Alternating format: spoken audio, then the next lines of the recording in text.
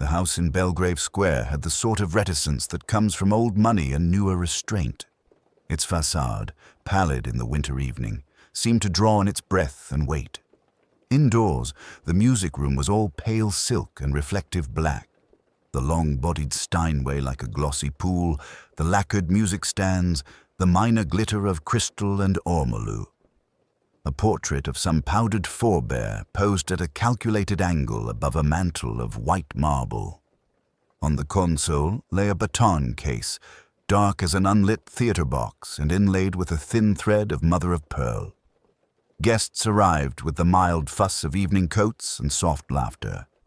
The butler, Pym, accepted their furs and cigarettes with a gravity that suggested he could have taken, with equal composure, their confessions.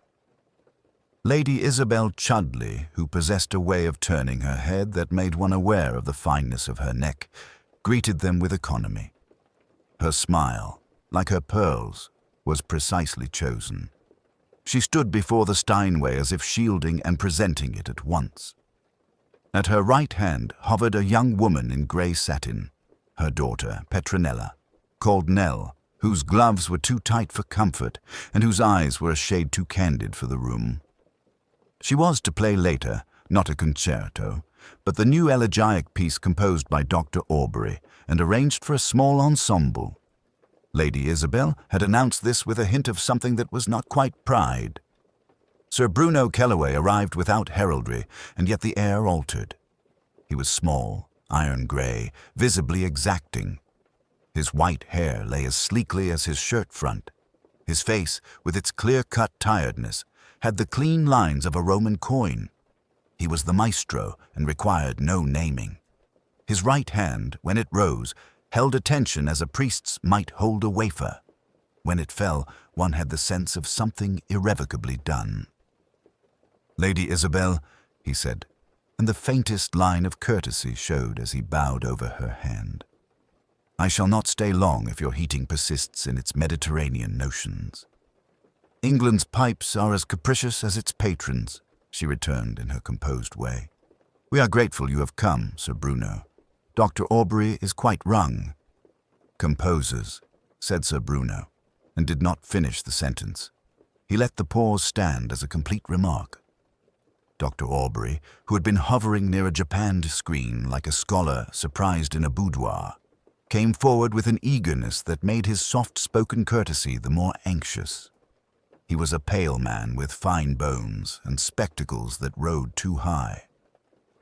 "Sir Bruno, it is an honor and, if I may, an experiment.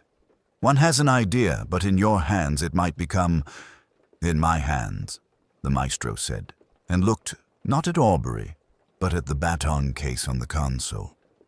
A small company assembled at the far end of the room. Lucien Verrol, the violinist, immaculate and faintly scented. A violist with the quiet face of a village schoolmistress. A cellist who had the air of having been left out in the rain, and a flautist whose gold instrument looked like an indiscretion. A dark young man with the careful neutrality of a secretary stood behind Sir Bruno's shoulder with a sheaf of music. This was Julian Royce, the Maestro's secretary, whose neatness was not the neatness of servants, but of men who keep their own counsel. Delphine Ardmore, an actress who never entirely left the stage, perched on the edge of an aubusson as if it might spring. She wore a dress the color of wet slate and spoke in asides. Near her, General St. Just, retired and very tidy, put up his eyeglass as if he were taking aim at the company. "My dear," Delphine murmured to Lady Isabel, "we are in for a pious treat. He will exact 3/4 of a tone from that violin and a full confession from the flautist. It is his way of making art." "Sir Bruno's way," Lady Isabel said, "is the way we are all pretending to admire." Nell stood with her fingers lightly on the Steinway, as if feeling its pulse. She was to play only the opening tonight, an intimate first showing for donors and friends. Her fiancé, Captain Hugh Fairburn, uncomfortably handsome in evening dress, watched her with the expression of a man who has made up his mind to be gallant and found the pose difficult to hold. Pym moved among them with an unhurried tray. His presence reconciled many contradictions, binding the room to its rituals.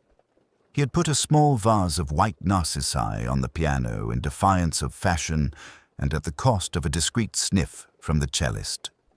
"One always smells them at a funeral," the cellist had complained, and then smiled apologetically to no one in particular. The talk was money quietly, music a little, people mostly. In corners, affinity formed its own tableau.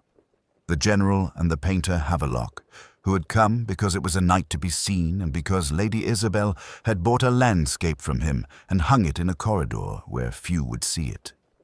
Delphine and Julian Royce exchanging remarks in which wit and sympathy were evenly, almost suspiciously, matched. Lucien Verrall and Dr. Aubrey, all polish and abrasion, discussing the fingering in the third bar of the second movement as if it were the frontier between war and peace. Sir Bruno, with the grace of a little king, came to the console and opened the baton case. The lid lifted on a velvet trough and a slender wand whose wood was as pale as bone. He lifted it with a care that was not tenderness. "Your instrument, sir," Julian murmured, and the maestro's mouth twitched. "One's instrument," he said softly, "is habit." He placed the baton across his palm and the room came to heel. There was no call to attention, no rapt stand. He simply stood, and silence formed around him as if it had been waiting. "Shall we?" he said.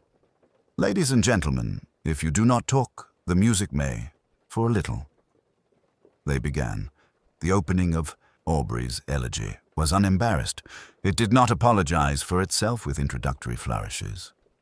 The piano laid out a simple figure, a falling phrase that was almost a bow. Nell's hands were small and her touch at first too careful.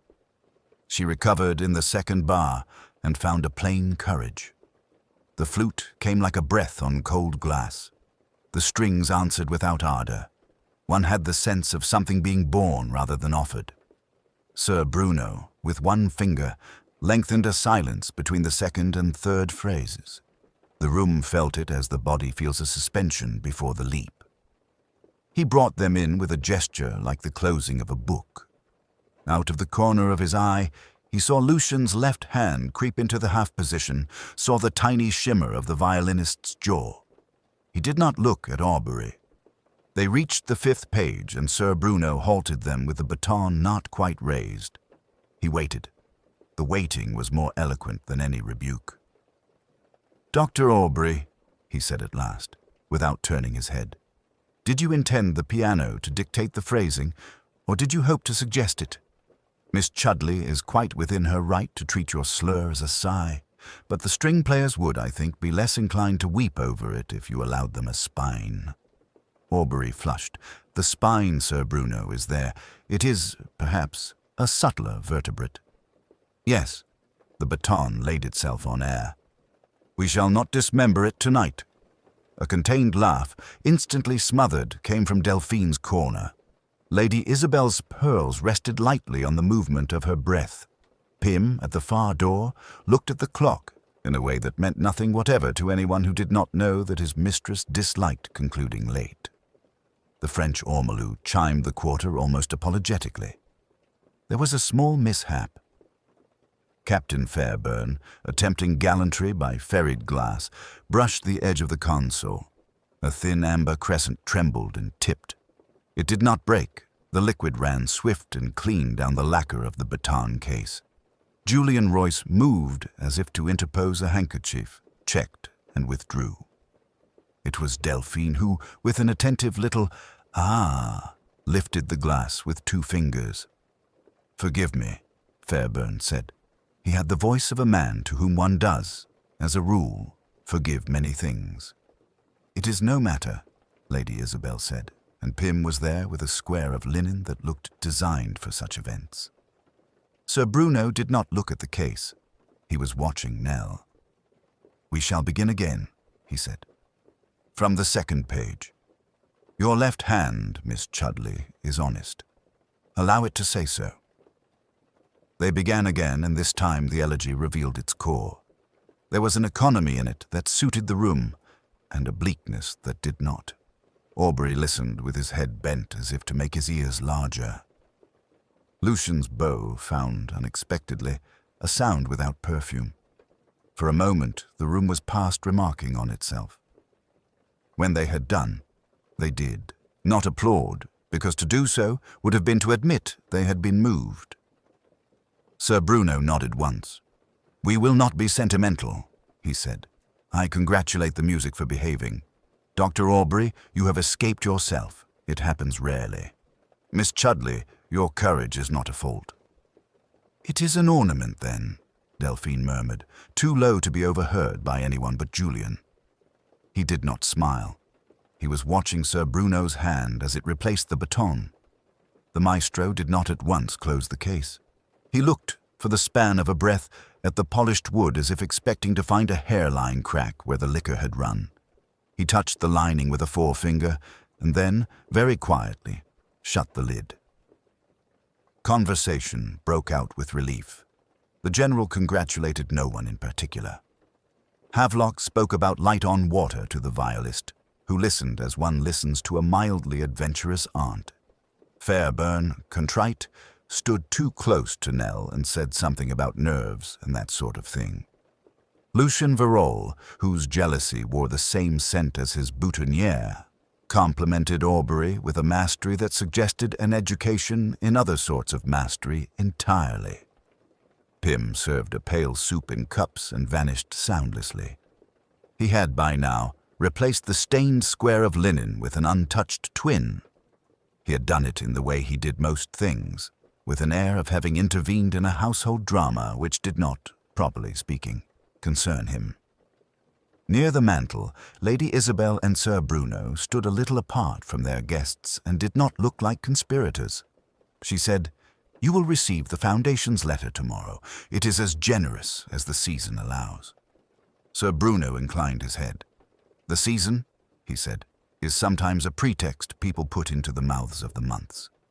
"Sir Bruno," she said, and the smile touched her eyes at last, "you are savage when moderate." He looked very briefly at Nell, then elsewhere. "Your daughter will either leave music or be left by it. The forms are identical. Do not frighten her." "I?" Sir Bruno's grey eye warmed, if that is the word for something that grows less cold. "I do not frighten, I arrange. Others frighten themselves." Julian Royce came up with a note in his discreet hand. "For your train, sir, and the rehearsal time tomorrow. Mr. Verrol insists upon the extra quarter-hour." "Mr. Verrol," Sir Bruno said, with a patience that could have been dangerous in a different man, "is an ornament too. We shall accommodate him." "Ornament?" Delphine said later to no one, looking into the room as into a mirror. "We are a tree at the end of winter. The leaves are invitations, the fruit is favors, and the sap is rumor." If one had been watching, and Pym, who was trained not to watch, was the better practitioner for it, one might have noticed the tiny alterations that night. That the piano's top had been left up when Miss Chudley habitually closed it between performances. That the metronome, not used, had been nevertheless set on the far corner of the instrument with its little weight at 92, where Sir Bruno preferred 96.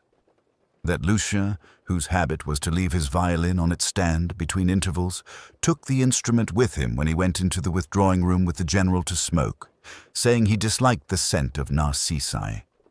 And that Dr. Aubrey, after speaking to Lady Isabel, stood alone at the console, his forefinger resting for a moment on the closed baton case as if it were the spine of a book he promised himself he might read, when nobody else would. The house received the last guest's coat, returned it, accepted the mild puncturing of leave-takings, and allowed its breathing to resume.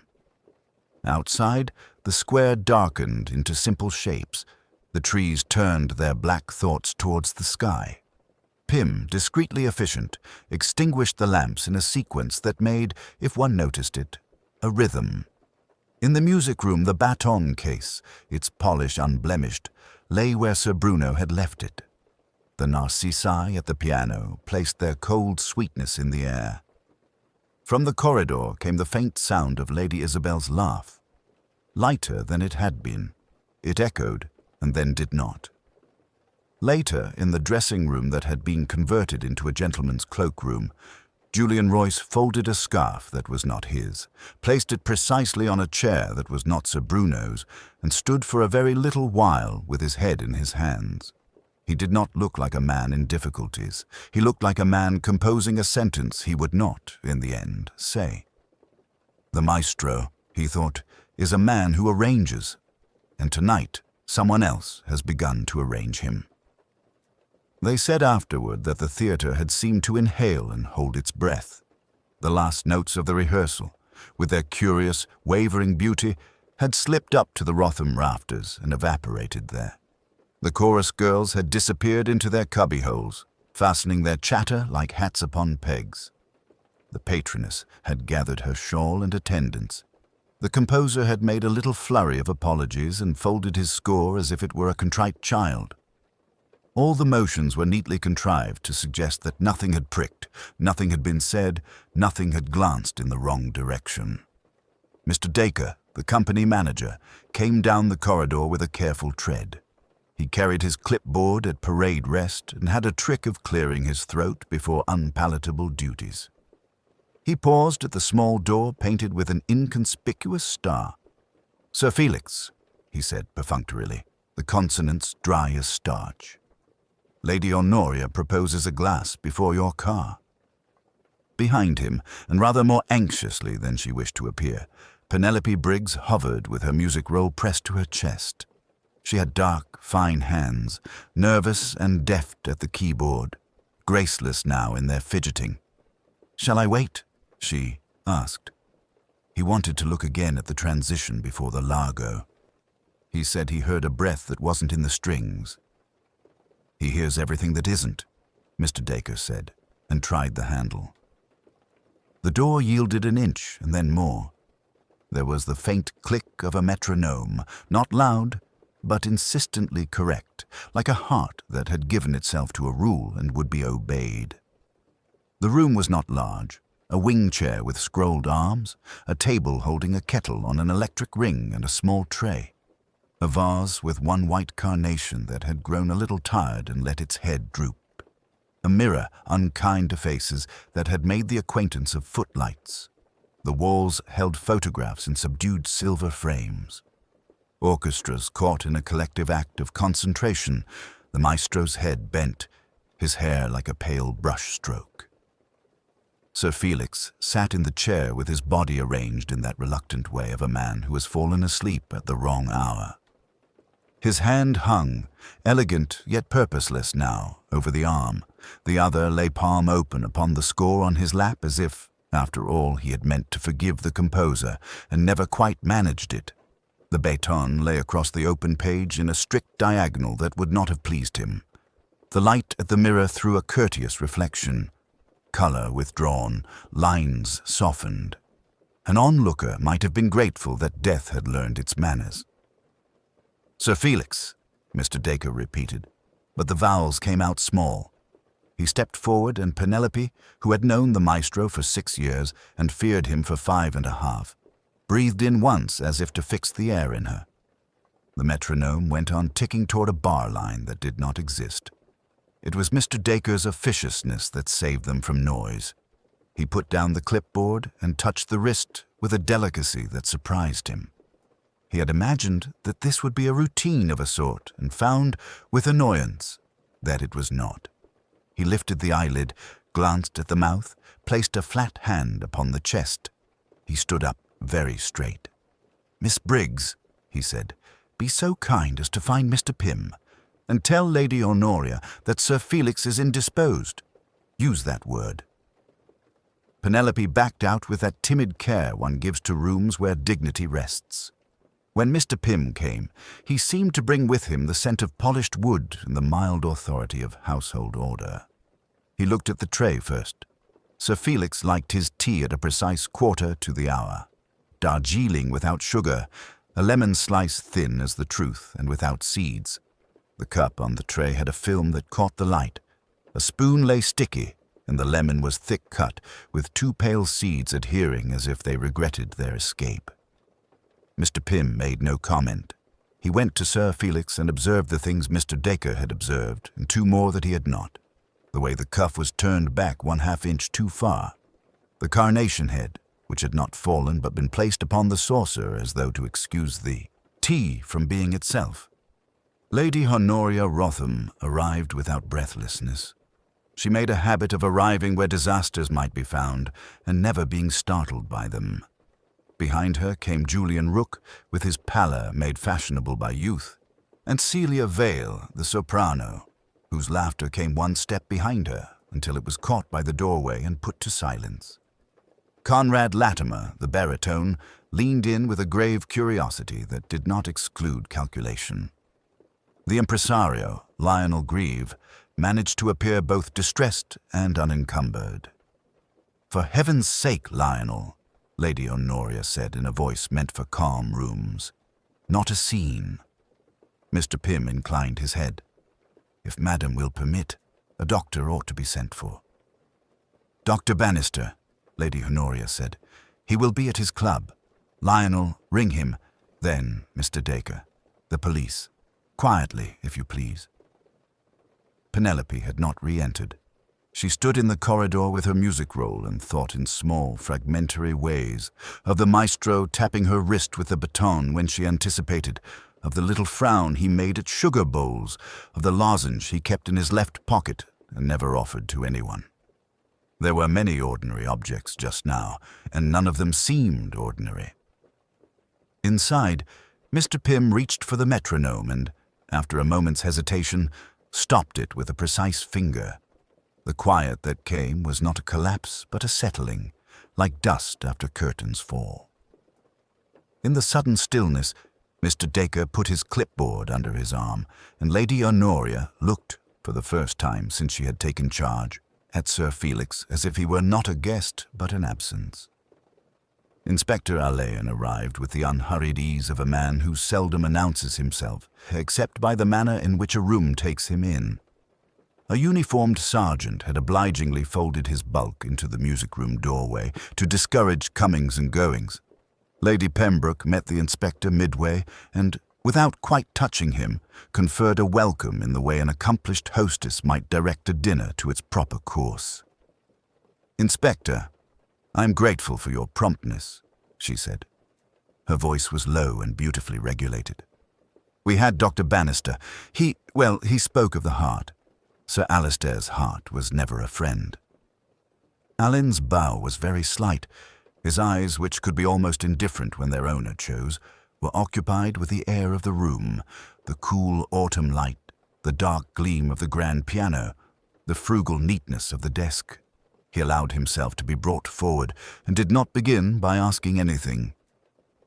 Dr. Bannister, a compact man who had kept a sense of propriety in his waistband with his watch chain, was standing a little apart, glasses in hand. "Sir Alistair is dead, Inspector," he said, as if anticipating a brusquer form of police. "It will be a natural matter. I can certify if necessary." "You were Sir Alistair's medical attendant?"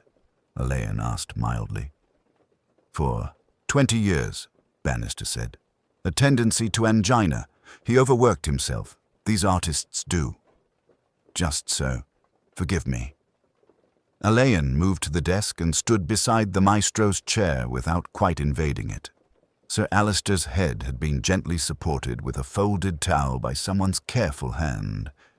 Mrs. Whitmore's, perhaps. The spectacles clung to the slope of the nose like a treble cleft to a stave. The right hand lay along the blotter with an old-fashioned grace, the fingers neither clenched nor lax.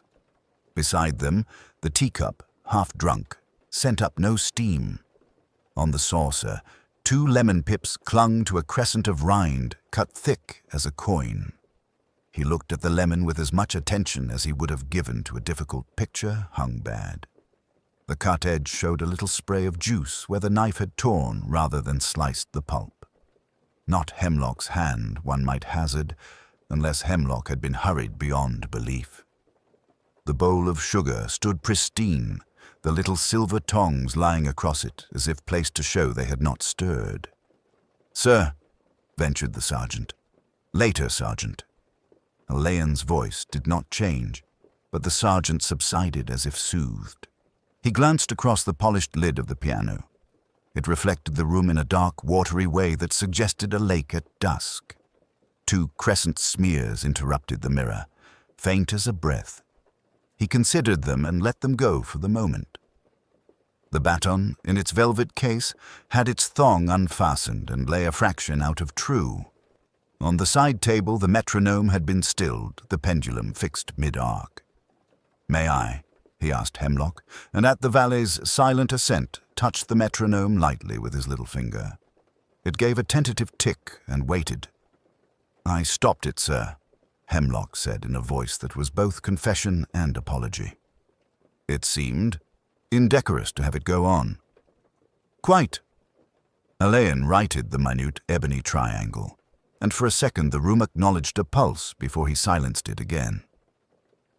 On the desk, Sir Alister's appointment book lay open. Alain did not read, but he let his eye travel as if he were choosing a cigar. Penciled bars of notation took a margin. A noon engagement had been neatly crossed through. There was an initial in the early morning space. CG, the graphite faint, as if altered. He left it. "Dr. Bannister," he said, still in his temperate voice, "I should be grateful if you would be kind enough not to make the certificate until we have had, well, a better look. One must be troublesome in these matters. You are quite certain you do not object?" Dr. Bannister's mouth made the shape of reluctance before his manners recollected him. "If you insist, Inspector, I confess I see no necessity, but I shall attend." "Thank you." He glanced then at Lady Pembroke. "Ma'am, I will ask nobody to relive this longer than need be. If you could keep everyone within call and permit that nothing be disturbed, a very boring rule, you will be doing a kindness to my profession." "We have observed it," Lady Pembroke said. "Mr. Dacre sees to such things." Dacre, square as a sideboard, inclined his head.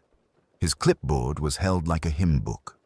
Alain's gaze rested on him, then moved to Hemlock, to Mrs. Whitmore in the doorway, to Miss Celia, who had come as far as courage allowed and stopped. Celia's hands held their portfolio as if it were a shield. Her throat was blotched, but her mouth, he saw, was set not to cry. Julian Harrington lingered just behind her shoulder, an efficient arm without yet a place to put it.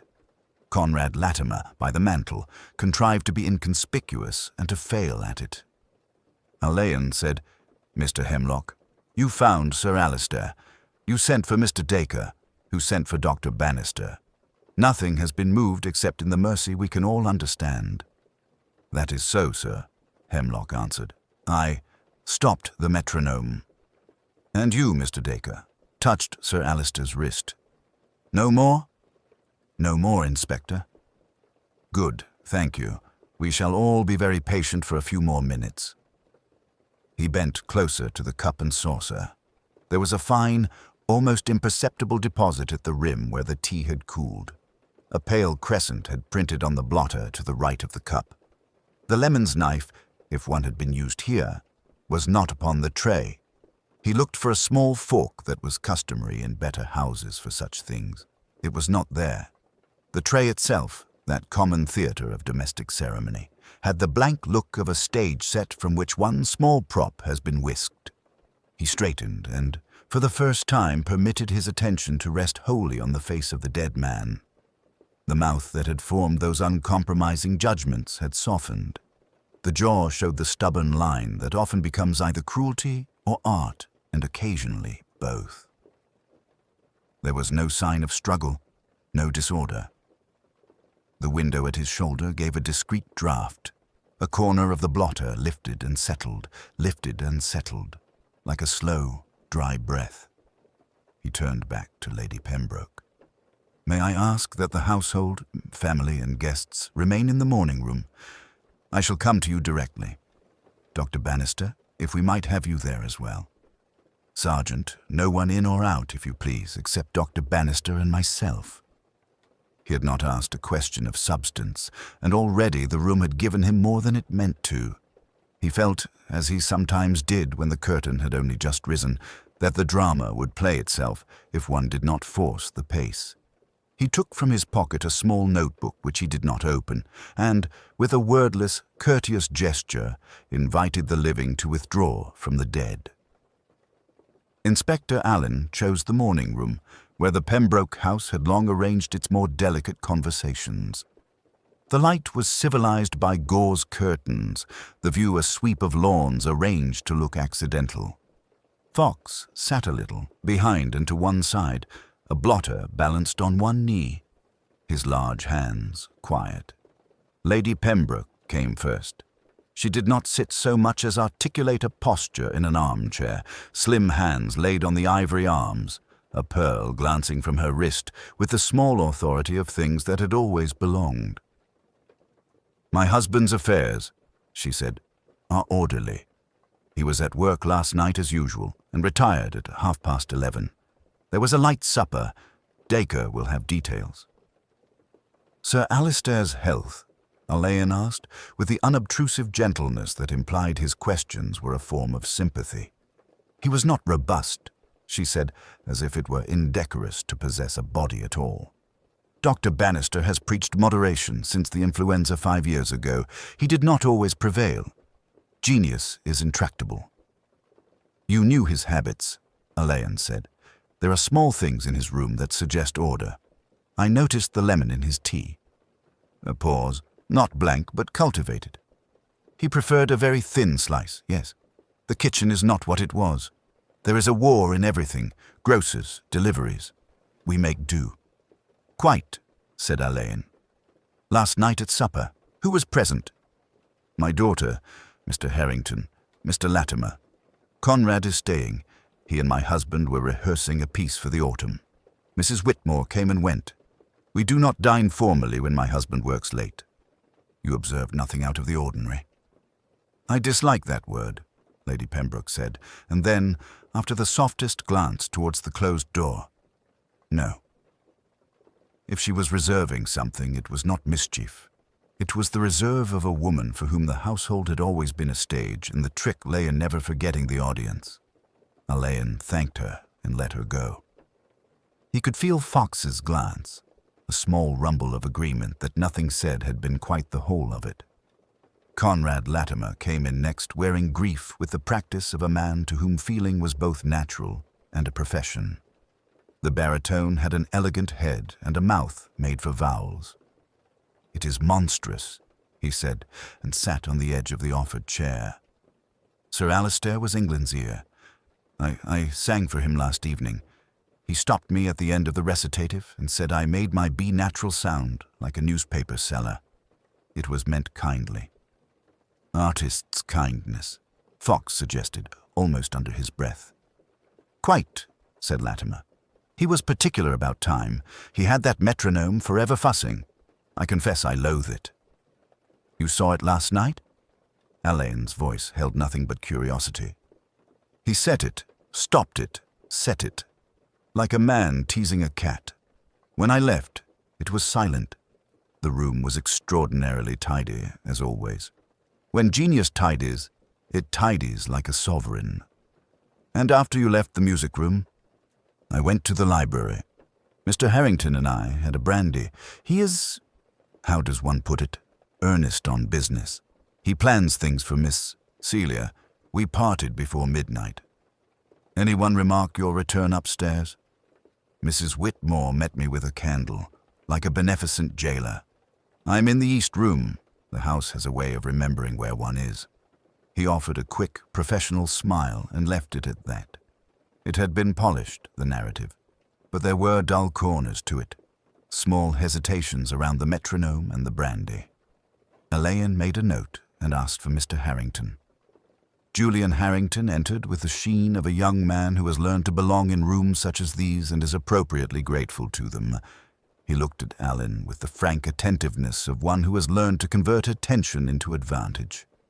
"This is appalling," he said. "Sir Alistair, well, he dominated his world. We were discussing Miss Celia's debut and the unveiling of his new work. I suppose none of that matters now. It matters in the way that anything matters once a life is arranged around it." Alain returned, You were with Sir Alistair last evening. Briefly. He was tired and short with me. He said business bored him, which is a way of saying that business is for other people.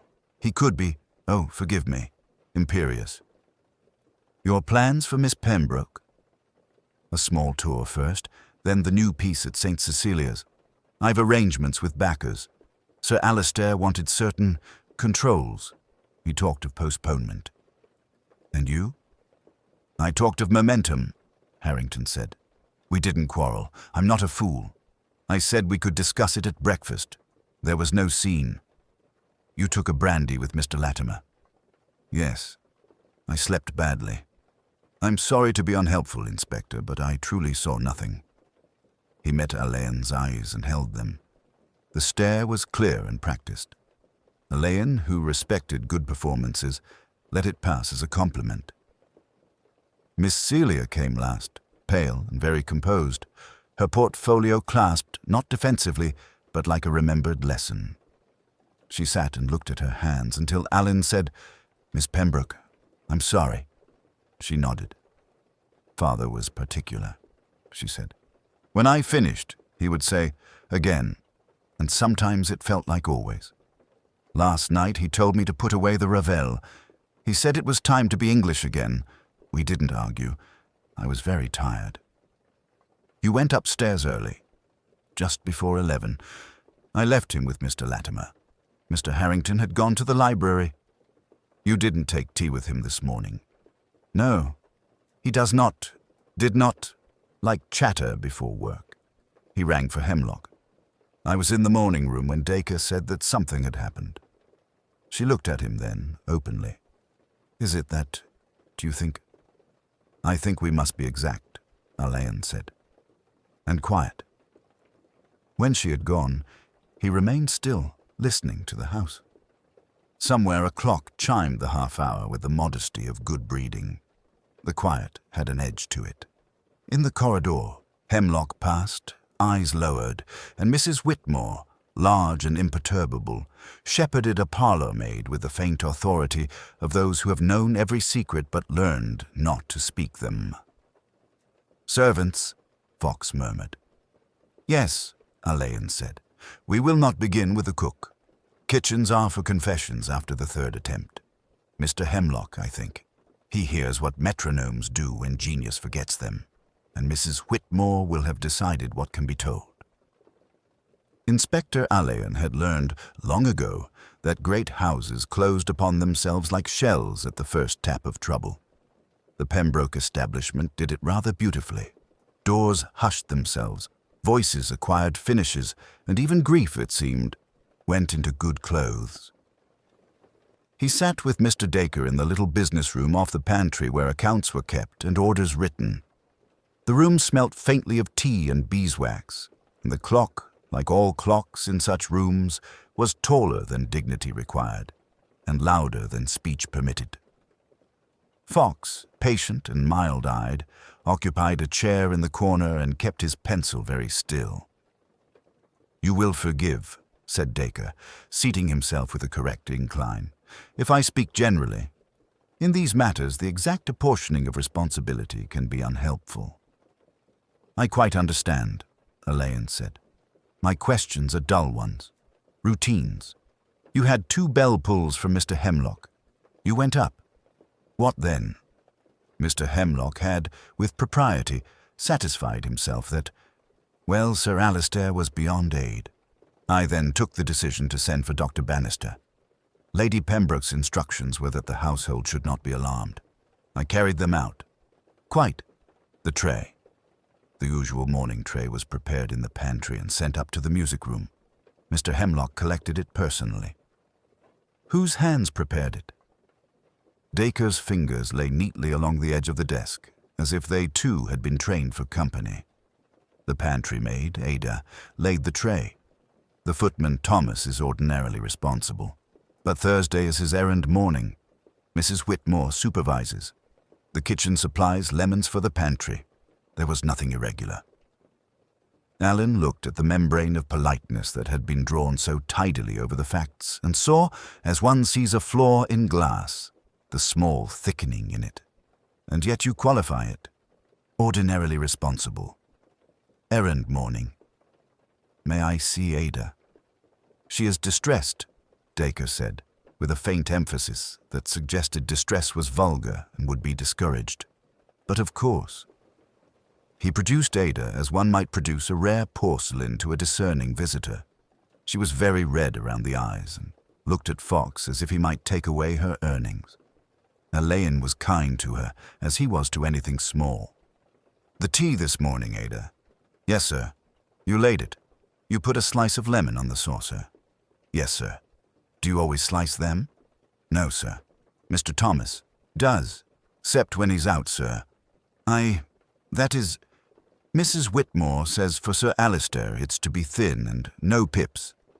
I did my best, sir, but the little slicer was not... She shot a terrified glance at the door. I mean, I used the kitchen knife, sir. It doesn't do the same. Dacre made a very small movement. Alan did not look at him. The little slicer. A silver one, sir. Ada breathed, as if she had committed theft by naming it. What makes the slices that thin you can see through? It's kept by Mrs. Whitmore. Locked. Mrs. Whitmore entered then, self-summoned, her keys at her waist like a schoolmistress's conscience. If you want to know, sir, she said, impeccably respectful and firm, the slicer was not available. It had been sent for polishing yesterday and was not returned last night. An extravagance for a slicer, Elaine said mildly. In this house, said Mrs. Whitmore, silver is silver. Ada's hands, which had strained so hard not to shake, began to tremble. Mrs. Whitmore, without looking at her, placed a square hand, unexpectedly gentle, upon Ada's shoulder. That will do, Ada. Go and wash your face. When the girl had gone, Mrs. Whitmore remained. She stood with her head up, forbidding as a portrait. There is nothing wrong in the pantry, Inspector. The tray was laid with propriety. I make no imputations, Elaine said. You have managed a household as one manages a ceremony. I only ask to be shown your domain. It was a domain. The pantry was all pale wood and bright glass, a private little fleet of silver anchored neatly upon baize. The lemon bowls sat beside a board marked with the grooves of years. A half lemon, coarsely scored, lay there like a cross-section of a small sun. The knife beside it was serviceable, blunt at the tip. There was also, on a high shelf, an empty place where something slender and particular would ordinarily live. Elaine let his eyes pass over each small absence and each perfect presence. Fox made a considerate note and inspected nothing at all. You will recall, Elaine said, as if to himself, that Sir Alistair disliked pips. He did, said Mrs. Whitmore, with the subdued passion of a traditionalist. They offended him, and yet they were sent. Circumstances, sir. Mrs. Whitmore looked straight at him. We cannot always oblige. Hemlock, summoned, came as punctually as a clock striking. He carried his discretion like an umbrella. Elaine liked him for it and found it no hindrance. You stopped the metronome, he said, almost conversationally. Yes, sir. It seemed indecorous. Elaine nodded. Did you taste the tea? Indeed no, sir. Hemlock's eyebrows indicated the impropriety of such an idea. I observed a slice of lemon that did not conform to Sir Alistair's preference. I was annoyed for him, but you did not remove it. The tray is sent from the pantry, Hemlock replied. It is not my place to alter its presentation. One could, Elaine thought, run an empire on such niceties. He looked again at Mrs. Whitmore and saw in her the impassive surface under which many slight currents ran. She knew who had cried at the wrong time and who had spoken too quickly. She knew that a slicer had been sent out and that a blunt knife had taken its place, and she knew perhaps what that substitution had permitted. But she would not betray the household. Not now. Not yet. He thanked them and stood a moment in the doorway, letting his glance rest upon the ledger on Mrs. Whitmore's desk, the neatly written lists, the columns of returned and not returned. A line had been drawn, a day ago, through polisher lemon slicer, and a marginal note in a careful hand had added Thursday. He closed the door on the scent of tea and metal and went back towards the music room where the metronome would not dare to begin again without permission. Rituals, he thought, are the handles by which one moves large objects. Somewhere in the Pembroke routine the handle had been shifted. He kept the notion to himself and asked Fox, very softly, if he had noticed the same. Fox said, "Yes, sir," as he said it to all things, and they walked on. Alain returned to the music room when the house had resumed its impeccable quiet, that particular hush which attends both late quartets and bereavement. The curtains had been drawn to the proper width. The flowers, white stocks, had been carried out by Mrs. Whitmore, who believed their scent unsettling, and the little brass fender had been nudged imperceptibly back into symmetry. Only the tea tray and the desk had been left to him, like a passage awaiting its conductor. He stood a moment at the doorway and allowed the room to arrange itself upon his mind. The piano lid, burnished and shut as a polished cheek, offered him his own elongated reflection. He had already been told by Miss Celia, with the distracted care of the dutiful, that her father never touched the lid until after his morning scales. "It is a superstition," she had said, and had coloured faintly at once, as if embarrassed by the word. Mrs. Whitmore had contradicted that, later and respectfully, in the pantry. "Sir liked it open, sir. He said it aired the tone. Hemlock will tell you the same." The contradiction, like the closed lid, had remained cool and undisturbed in his thoughts. He went to the desk. There lay the appointment book, a narrow leather thing with pages cross-ruled in a minute grid Sir Alister had filled with a precise hand. Tuesday's line bore a note in green ink, Latimer, 10:30, Elgar, and below it, in pencil, a small crescent scribble, the way a man might idly draw the curve of a bow while he thinks. The silver letter opener lay as Hemlock had described it, parallel to the diary, its blade pointing east along the edge, as if it, too, observed house rules. Alain lifted it lightly. It was one of those handsome, silver-plated affairs, a gift from a grateful festival committee, perhaps, with a faint floral chasing. The blade, beneath the sheen the housemaids coaxed from it, bore a bloom, no more than the suggestion of a cloud, as if something had kissed it and left a breath behind. He brought it closer, not quite to his nose. There was only the gentlest acidity, a memory of citrus, and under that, the clean, odorless fact of well-kept silver. He set it down precisely and moved to the tea.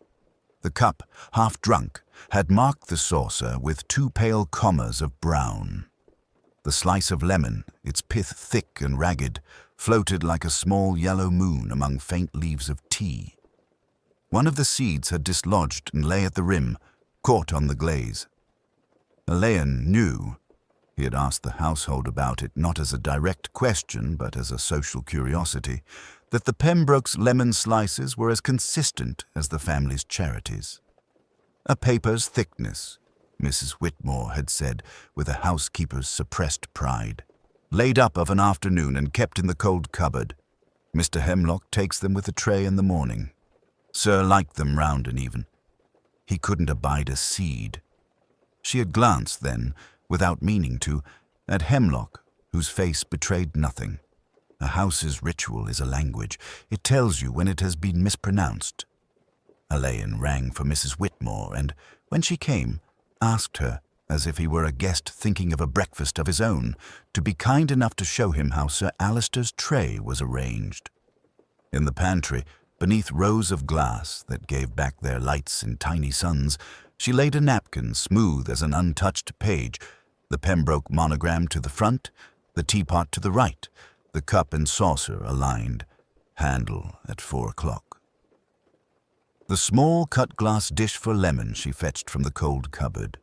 Inside, thin discs lay overlapping like scales, each seed neatly extracted and set aside in a porcelain ramekin. "We keep the seeds, sir," she said, with an air of one confiding a respectable oddity.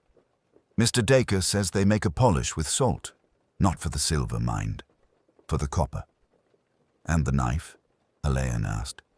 She showed him a short-bladed slicer with 2 guides that, in clever households, ensure uniformity.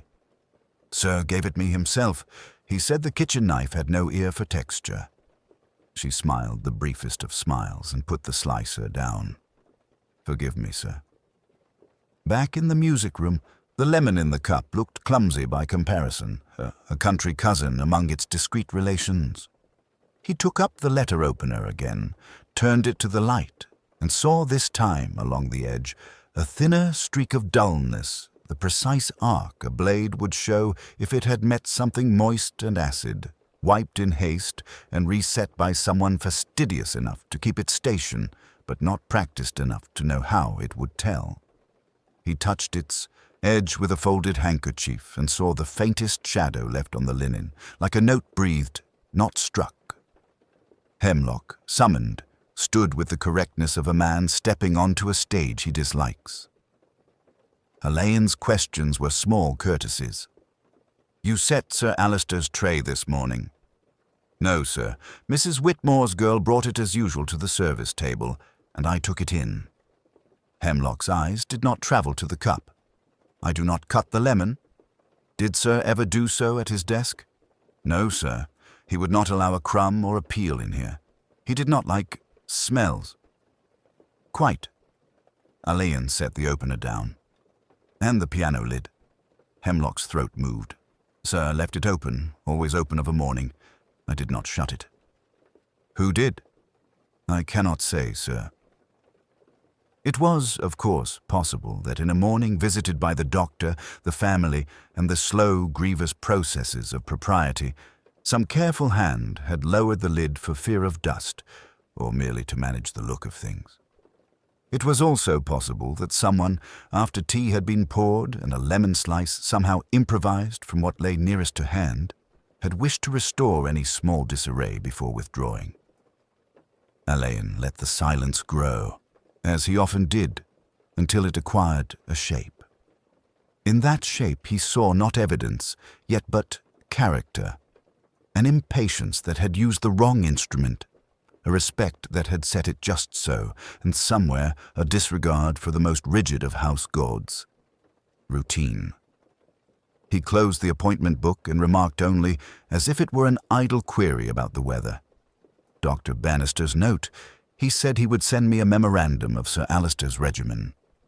Will you be so kind as to see that it is brought to me at once if it arrives?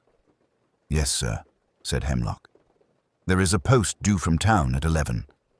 Thank you. Elaine looked once more at the cup, at its untidy moon, and stepped away. In the corridor he met Miss Celia, pale and composed, carrying her music in both hands. She inclined her head, and he his, as if in a theatre where one knows exactly when to applaud and when to be still.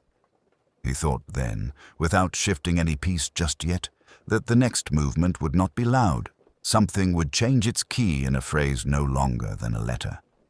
The arrival of Chief Inspector Roderick Allin was, as always, an exercise in understated authority. He entered the Pembroke residence not with the bluster of a uniformed constabulary, but with the quiet grace of a guest accustomed to such elegant settings. His dark suit was impeccably tailored, his movements precise and unhurried. Dr. Bannister, the family physician who had confirmed the Maestro's passing with a suitably grave expression, greeted him in the hushed hallway. A natural passing, I dare say, Inspector. Sir Alister was not a young man. Alain offered a polite nod, his gaze sweeping past the physician to the faces of the assembled household, each one a study in carefully managed distress. Lady Pembroke, a formidable matriarch, even in her grief, stood by the doorway of the music room, her hand resting lightly on the arm of her daughter, Celia. Julian Harrington, Celia's fiancé, hovered protectively, while Conrad Latimer, the guest baritone, maintained a posture of dignified sorrow, his operatic presence almost too perfectly staged.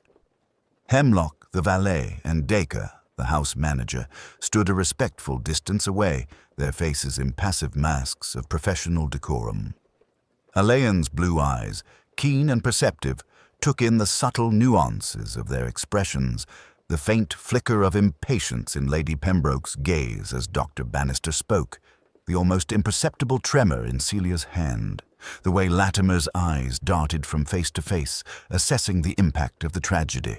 He absorbed the atmosphere, the scent of old wood polish, fading lilies, and something else, something faintly metallic and sharp beneath it all. He stepped into the music room, his presence as unobtrusive as a shadow. Sir Alister still sat at his desk, a tableau of finality. Alain did not immediately approach the body. Instead, he allowed his eyes to traverse the room, taking in every detail with a methodical, almost artistic appreciation. The scores on the piano, the arrangement of books, the precise angle of the desk lamp, the half-empty teacup, each element a silent testament to the maestro's fastidious nature. He noted the single, incongruous lemon slice with its seeds, a detail that Hemlock had observed and Alain now catalogued without comment. He observed the silence. It was not merely the absence of sound, but a heavy, almost palpable quiet that seemed to press down upon the room, broken only by the distant, muffled clatter from the kitchen and the insistent ticking of his own watch. He knelt beside the desk, not to examine the deceased, but to observe the immediate surroundings. The carpet, the wastepaper basket, the position of the maestro's feet. His movements were fluid, economical, betraying no hint of haste or undue alarm. A sudden end, indeed, Alain murmured, his voice a low, cultured baritone that seemed to belong perfectly in the elegant setting. He straightened, turning to Lady Pembroke. "My deepest sympathies, Lady Pembroke. This must be a profound shock." Lady Pembroke met his gaze with an unwavering directness. "One prepares for such eventualities, Inspector, though never quite adequately. Sir Alister was in robust health for his age. The heart of a lion, Dr. Bannister always said." Her tone conveyed not just grief, but also a hint of defiance, as if challenging the very notion of a less than noble end. Alain offered a small, polite smile. "Indeed, and yet life, or rather its cessation, often has a way of surprising us. I shall endeavor to be as discreet as possible given the circumstances. Perhaps a few preliminary questions when you feel able would be of assistance." He made no demands, merely extended the offer, his eyes, however, conveying a clear expectation. He had seen enough in these first few minutes to know that beneath the polished veneer of grief, there were currents of emotion far more complex than simple sorrow. The stage was set, and the players, though still in their formal attire, had already begun to reveal glimpses of their true selves.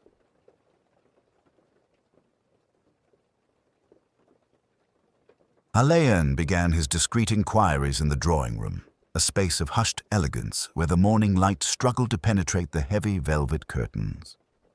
He moved with the quiet efficiency of a man who understood the delicate balance of social decorum and professional necessity.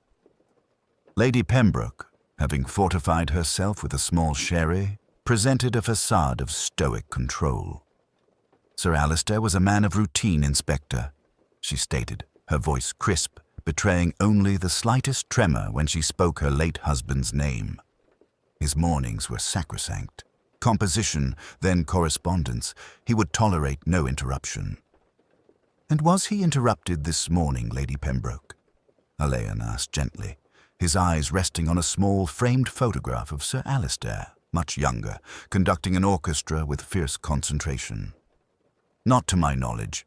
Hemlock would have alerted me. He is a paragon of discretion."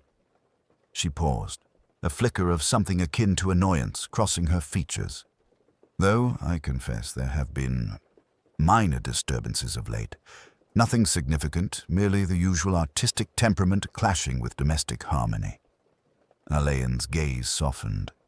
Artistic temperaments are often the most sensitive. Was there anyone, perhaps, who found themselves at odds with Sir Alister's particular sensibilities?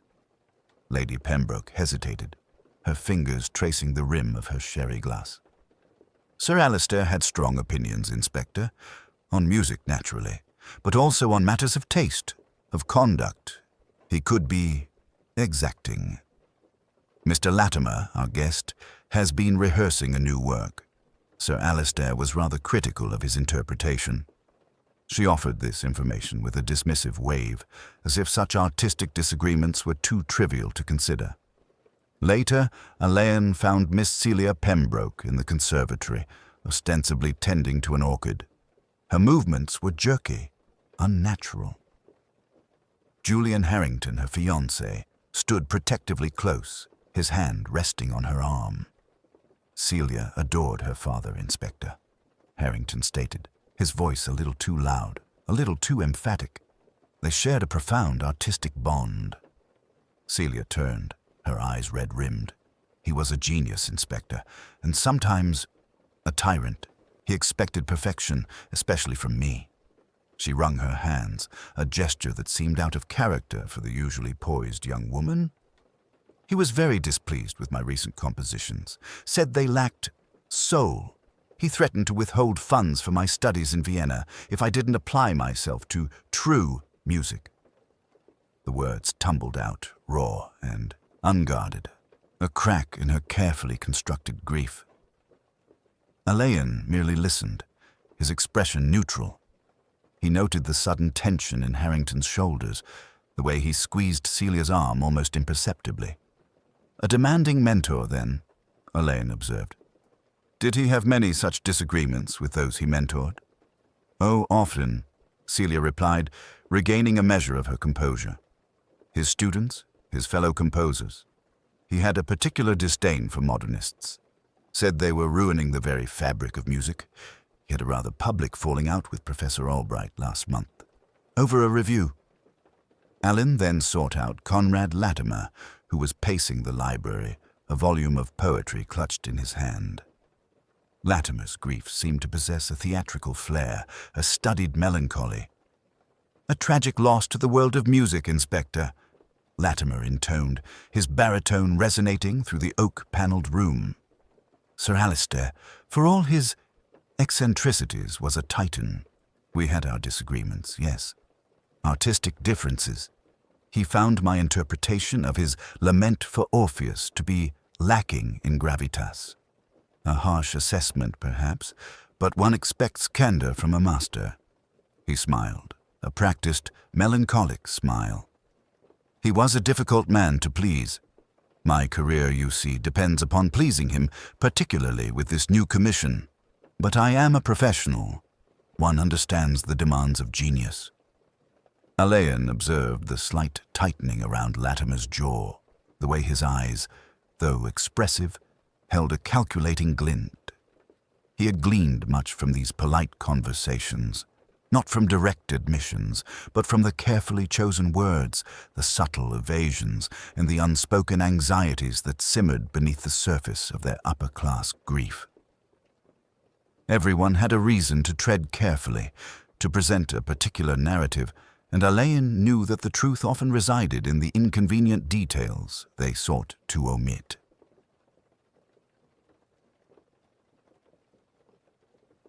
Alain turned his attention to the silent witnesses of the household, the staff. He knew that in homes such as this, the servants often possessed an intimate knowledge of their employers' lives, a silent chronicle of habits, preferences, and hidden tensions far more detailed than any family member might admit. He began with Hemlock, the valet, a man whose bearing suggested a lifetime spent perfecting the art of unobtrusive service. He found Hemlock in the pantry, meticulously polishing silver. The clinking of the cloths was the only sound. Alain approached quietly. "Mr. Hemlock," he began, his voice imbued with respect for the man's long service. "You were, I understand, the first to discover Sir Alistair this morning." Hemlock paused, his movements unhurried. "That is correct, Inspector. At 8:15, after Sir Alistair failed to ring for his tea."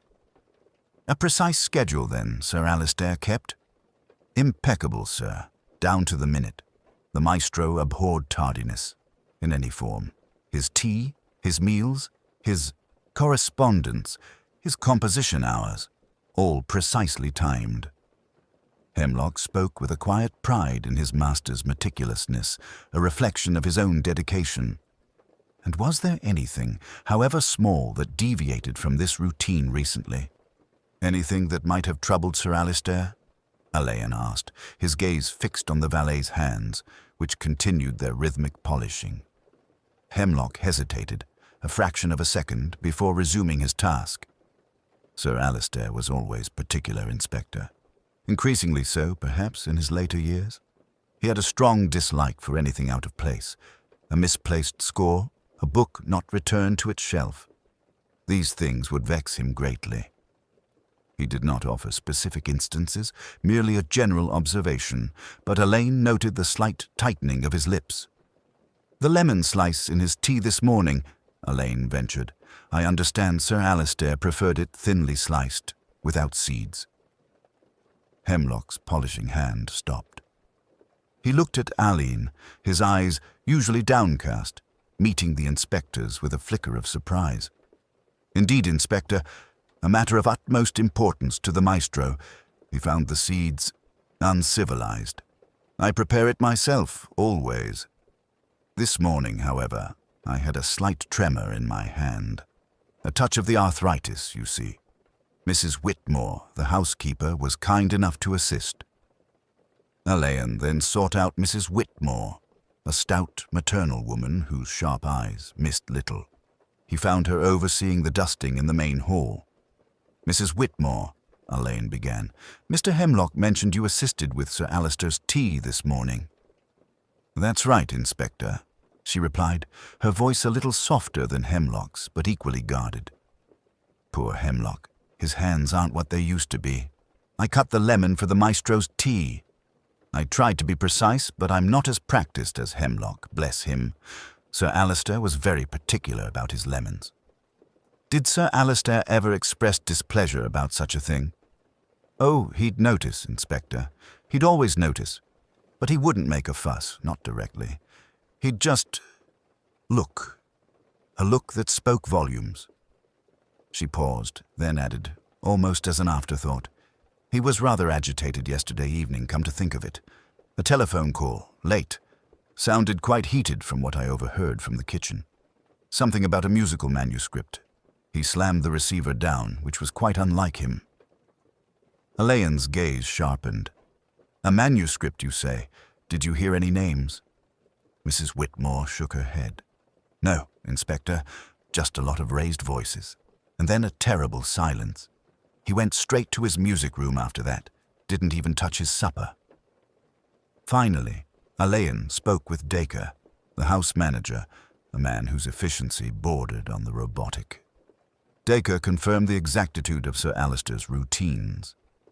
Any deviation was met with swift, if silent, disapproval, Inspector. The Maestro had a precise place for everything and everything, in its precise place. And if something were moved or disturbed, Dacre's lips thinned. It would not be tolerated. He would know, always. He had a memory for such details, Inspector, that was quite astounding. He then added, lowering his voice slightly, "There was a small incident last week. A particular letter from a young composer Sir Alistair had sponsored. It was found on the floor rather than on his desk where it belonged. The Maestro was most displeased, accused young Mr. Harrington of carelessness, as he had been in the room earlier." Alain had observed the servants' careful responses, their loyalty to the household, and their reluctance to betray any perceived flaw in the Maestro's character. Yet, in their very guardedness, they had provided glimpses into the meticulously structured world that Sir Alistair inhabited and the subtle ways in which that structure could be disturbed. The lemon? The phone call, the misplaced letter, each a small, almost insignificant detail, yet each a potential crack in the polished facade. Alain returned to the music room, his mind sifting through the layers of information, both spoken and unspoken. The room, now officially a crime scene, had been carefully examined by his team, but Alain preferred his own, more intuitive observations. He walked slowly around the desk, his eyes scanning for anything that might have escaped the more clinical scrutiny of forensics. It was not a search for obvious evidence, but for a disruption in the Maestro's meticulously ordered universe. His gaze settled on the desk once more. The open orchestral score, a complex arrangement for a new symphony, still lay there. To the casual observer, it appeared undisturbed, a testament to Sir Alister's final artistic endeavour. Yet Alain, recalling Hemlock's precise descriptions of the Maestro's habits, noticed a subtle anomaly. Sir Alister, according to his valet, was a man who worked with an almost obsessive neatness. His annotations, his pencil markings, even the way he turned pages, were all part of a ritualized process. Alan leaned closer to the score. There, on the bottom right corner of the page, was a faint, almost invisible smudge.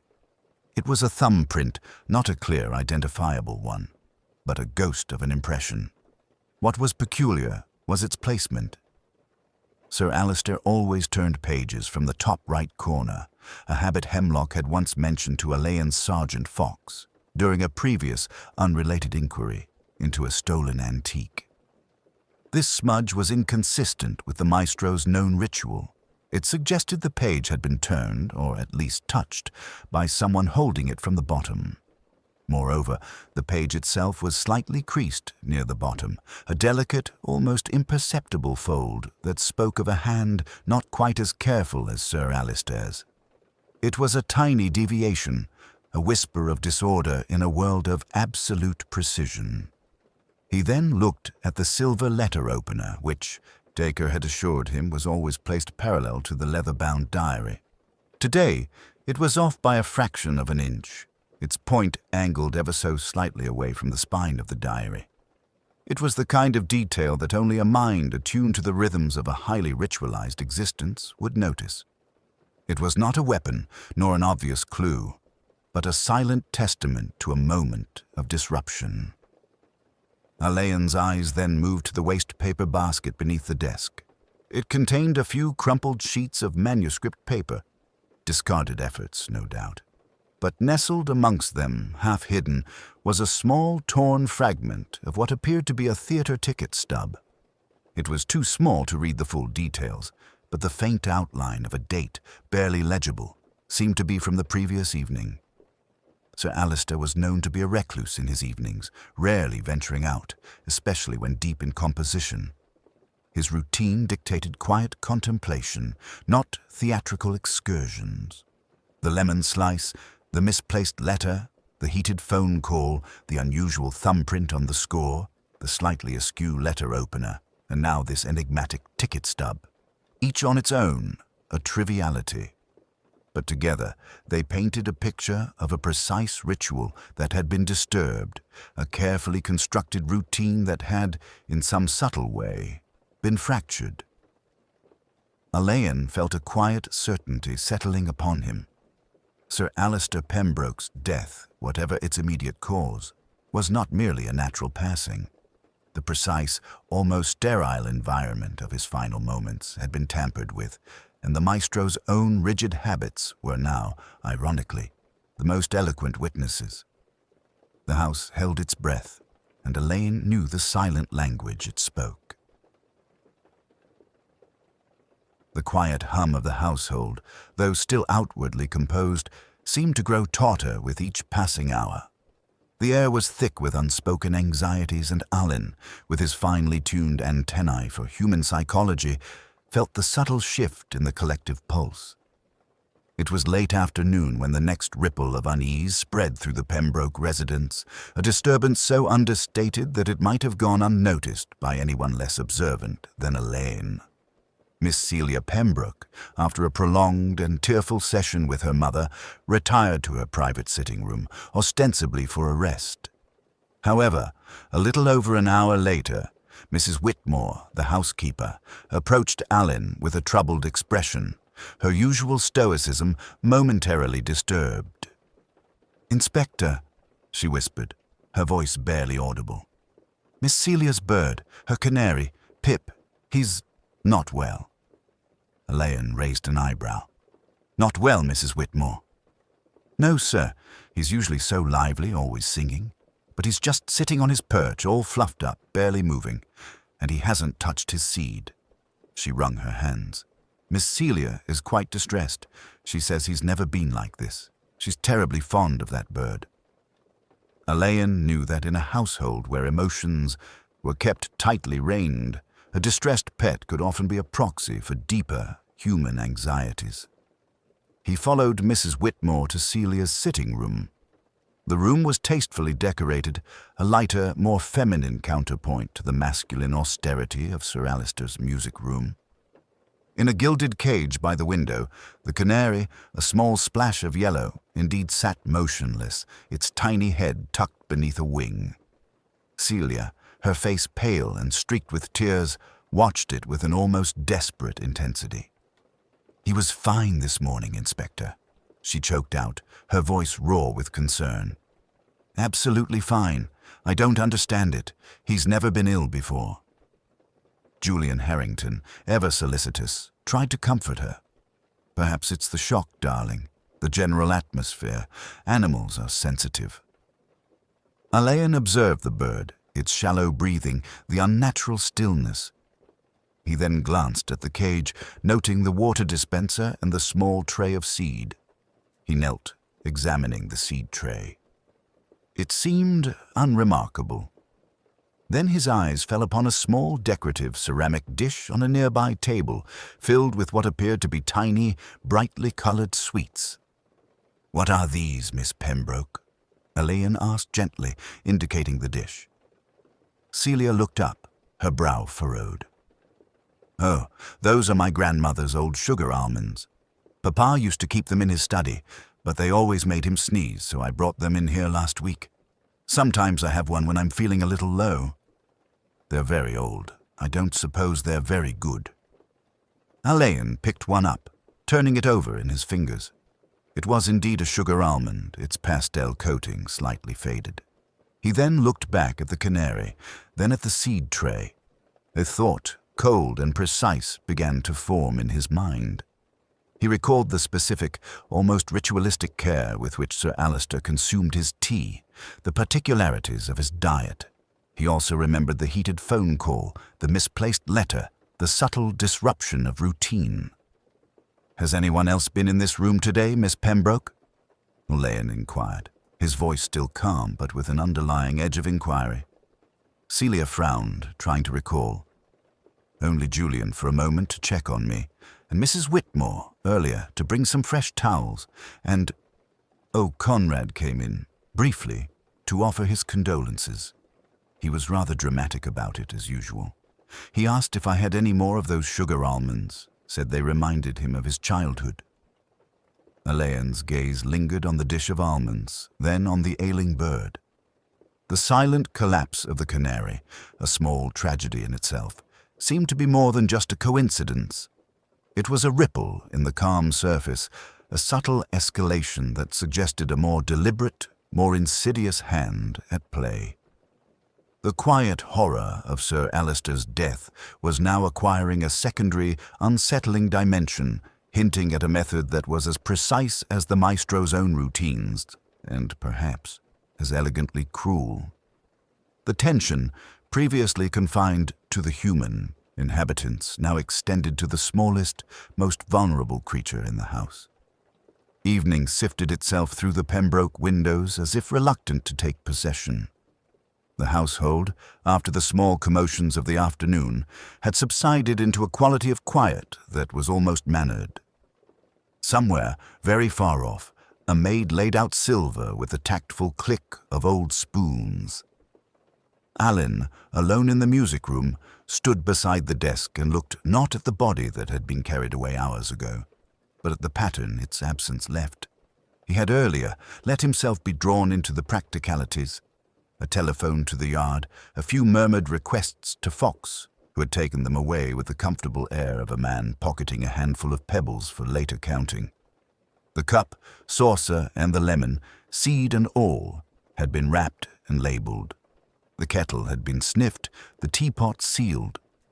He had allowed Dr. Bannister's opinion to drift across him without engagement.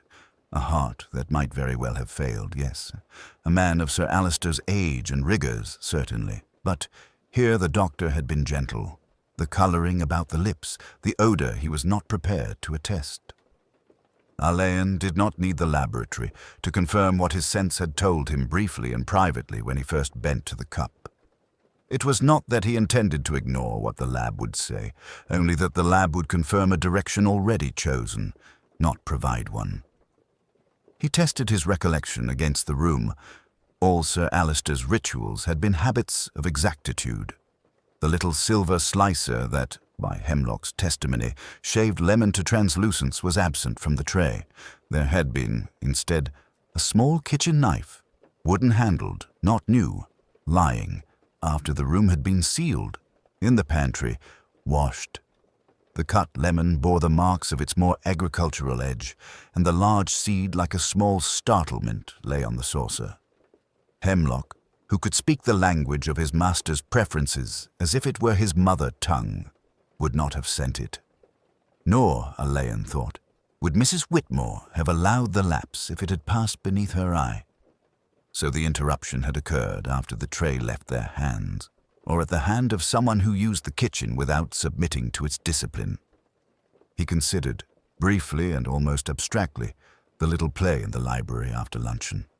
The paper that had tried to reach the fire and, by a trick of draught, had been rescued as half a word and a scorched flourish. It had not been important in itself. Its importance resided in its attempt at concealment. There had been other minor disorders, as if the house's great smooth surface had acquired a scattering of grit. He put the lemon aside in his mind and summoned, one by one, the people whose lives had moved under Sir Alister's baton. Lady Pembroke, the stately calm of a woman who had learned long ago to make her life unattackable by managing its edges. Not unfeeling, not so much as that, but possessing the sort of pride that would meet catastrophe with a rearrangement of the silver. Celia, the quickness in the eyes and the awkward tenderness in the mouth when she spoke of her father. Also the almost imperceptible recoil when she spoke of the demands he had made upon her musicianships. Exact timing, never forgive yourself for an anticipatory beat. Julian Harrington, a smoothness as carefully ironed as his sleeve, and something under it not quite steady. Cash, perhaps, or reputation, the small weights men juggle when they cannot afford to drop any. Conrad Latimer, a voice rich enough to be its own trapping, a habit of the house guest who has been fortunate and expects to continue so, an ease with kitchens, the honey, the lemons, and the servants, that fine web, taut and obedient, that in such households carries news and shadows faster than any telephone. Hemlock had withheld something.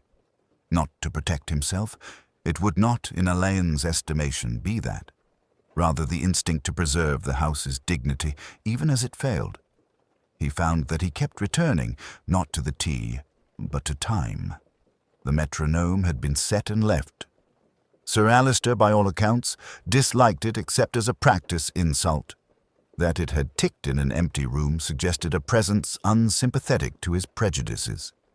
His diary, opened at the day, ruled in his precise hand, showed a small notation that had meant little to Dacre and less to Lady Pembroke.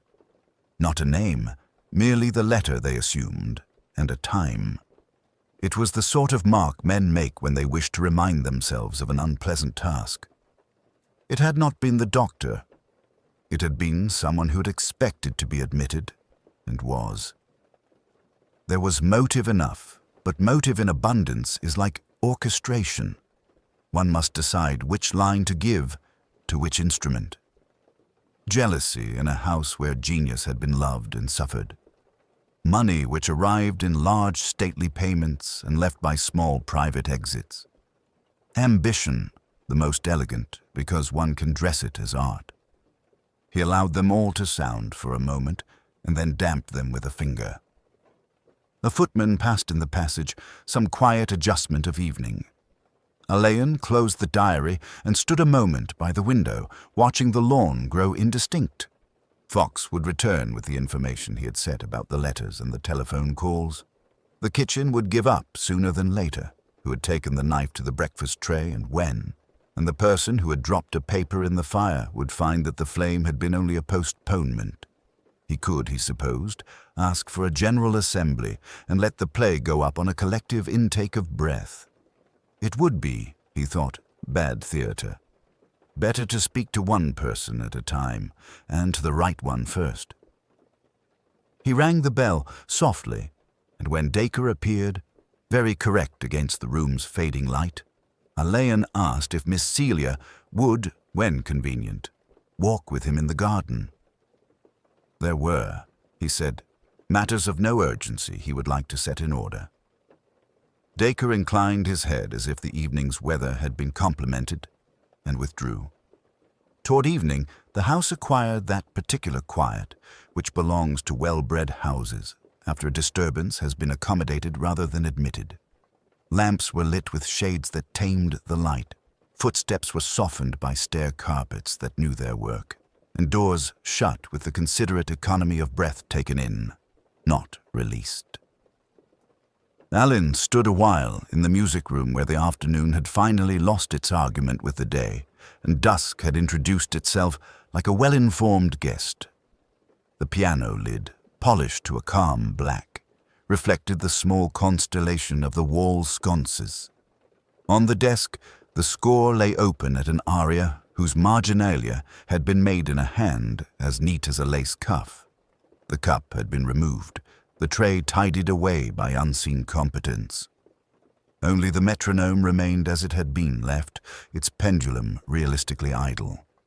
Alain considered it with the sort of attention that seems, to the unobservant, entirely indifferent. He did not turn when Conrad Latimer paused in the doorway. The singer carried his attractive distress as if it were a stage property discovered to be unexpectedly genuine. "Inspector," he said, and then, very carefully, "May I?" Alain inclined his head. Latimer came in and stood with his hands on the back of a chair. His fingers, fine with a hint of theatrical square, would have been beautiful had they not been just now a trifle restless. "Sir Alistair permitted me to rehearse here," he said. He found the action of the instrument forgiving. It is a curious word for a piano, don't you think? "It has some application to people," Alain returned. "Not much to instruments." Latimer smiled and let the smile go. "They tell me you have spoken to every one of us, Inspector. It must be fatiguing." "Less so than it seems. People reduce fatigue by repeating themselves. It saves the listener trouble." The singer accepted the rebuke, if it was that, with a small bow. He moved nearer to the piano and, with an air of forgetting himself, pressed one soft key. It yielded a courteous, unstartling sound. "You are an early riser, Mr. Latimer?" Alain asked, as if introducing a neutral subject at dinner. "On rehearsal days, yes. This morning." He stopped, then went on with care. "This morning I was up before 8. I take hot water with lemon. It is a trick of the trade. One needs a throat." "And you found lemons in the kitchen?" "I cut a slice, yes. Mrs. Whitmore had sent up a tray. I did not interfere with it. I took what I needed and made my retreat like a burglar of modest means." "With a thick slice," Alain said pleasantly. Latimer looked at him full. "You are observant, Inspector. I don't pretend to paper-thin exactness. Sir Alistair required it. I happen to prefer a generous wedge." Alain said nothing, and after a moment, Latimer laughed under his breath. "You have been told that Sir Alistair despised seeds. They distort the taste. I think that was the line." "Something of that sort," Alain agreed. "It seems I've incriminated myself by clumsiness. But what of it? I do not make tea for maestros. I drink my own and leave his deities alone." "Just so," Alain said. "You left your lemon, perhaps, on a convenient plate. They do tend to make their way to other cups." Latimer's hands tightened on the chair. if you are suggesting that I served Sir Alistair his last tea." "I have suggested nothing," Alain said, and the quiet of his voice had a weight that put to flight any resemblance of police bravura. "We shall, if you please, leave the suggestion to service later. May I ask one thing? When you rehearsed with Sir Alistair, would he allow the metronome to run?" Latimer glanced at it before answering. He hated the sound of it. He said it made real musicians lazy. He kept it as a scold, not as a companion. Alain nodded as if at the mention of an old acquaintance. He let his eyes travel to the baton, there, on the edge of the desk, placed with an accuracy that in some men stands in for mercy. He moved a fraction, and the room was suddenly aware of the doorway where Dacre hovered, respectful and indispensable. "Lady Pembroke asks if you require anything before dinner, sir," Dacre said. "We are serving at 8:30. There will be—" He hesitated almost imperceptibly. "No guests." "Thank you, Mr. Dacre. If Lady Pembroke would allow me a few minutes with her presently, without inconvenience." "Very good, sir." Dacre's gaze passed, in the neutral manner of his profession, from Alain to Latimer and away again. His discretion was a simple, dignified thing that neither betrayed complicity nor consent. When they were alone once more, Latimer said, "There is some talk in the servants' hall that Sir Alistair had a visitor last night after we all retired. You know how houses like this breed legends overnight. One hears a creak, and it becomes an assignation." "It is sometimes the case that creaks are doors," Alain said. "I am obliged to you for mentioning it." "I should not like the wrong songs to be sung about me," Latimer said, with a flatter, plainer honesty that in him was almost attractive. "I've been away from the life too long to bear scandal kindly." "None of us bears it kindly," Alain said. "It is excellent, then, that we confine ourselves to what happened. You will be in the drawing-room after dinner?" "If required. I think it will be helpful." He left the music-room and crossed the corridor to the small morning parlour where Lady Pembroke sat at a writing table, her pen poised above an empty card. In the light, her hair had the severity of silver plate freshly rubbed. Her profile, against the lamplight, made a picture in which feeling had been compressed into good taste. "Inspector," she said, rising. "You mean to call us to order?" "Not to order," said Alain, smiling a little. "Only to ask for the loan of your attention. There are 1 or 2 domestic arrangements that I should like to set straight before we go further. They are small matters, Lady Pembroke, but they have a way of enlarging themselves when ignored. You may command us, of course, only—" She stopped, and then, allowing herself a small, very human sigh, "Only be quick if you can, and very quiet.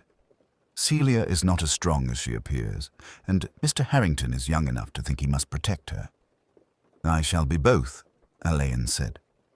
He was turning to go when she added, as if she could not help herself, "Sir Alistair never, in the mornings, took lemon. It upset his temper."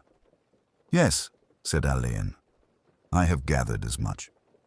He went out then, and the house reassembled its silence round him like a garment laid out for a man expected at any moment to dress. They sat in the music-room because Lady Pembroke wished it so, and because Alain, after his small, impersonal tour of the day's duties, thought the room itself had formed an expectation. It was late afternoon. The light made a low angle and turned the brass of the metronome into a modest star.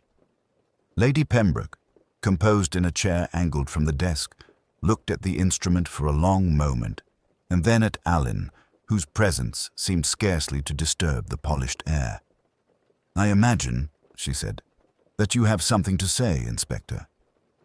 "Only a few small observations, Lady Pembroke. Small, but perhaps in their congruity not unimportant." She inclined her head.